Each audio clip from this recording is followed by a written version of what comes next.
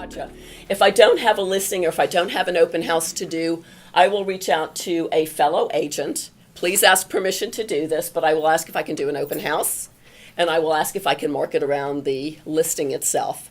So with that said, I will do either an open house flyer, I'll walk it around to everybody in the community, or I will do a market piece and I'll do a postcard that I can send out.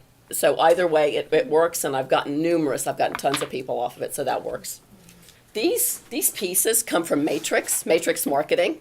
It's really a quick and easy, dirty way to do it. You just pop in the picture, you pop in the verbiage, and it's done. You don't even have to pop in the picture. They'll populate them. Well, if it's not my listing, it's Right, so right, anyway. right. So if it's not your listing, this is the best way to do it, and I have directions. We're just going to have to go through those again. But if you haven't used the MRIS marketing, these are the best pieces to put out, and they're so quick, and it takes you all of a moment to do those. You can either do a flyer and walk it through the community, door to door, say hello, or you can mail it. There's a piece there that you can mail. Part of the other is just creating a just sold marketing piece when I'm not the listing agent, but I'm a selling agent.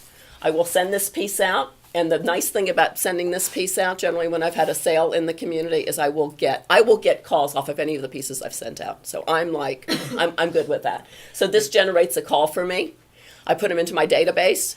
They will get mailed, as my database consists of a mailing every 4 to 6 weeks. They're on that database, and I keep in touch with them, because what happens when somebody calls me off of this and they want a CMA, I'll be able to collect their name, telephone number, email address.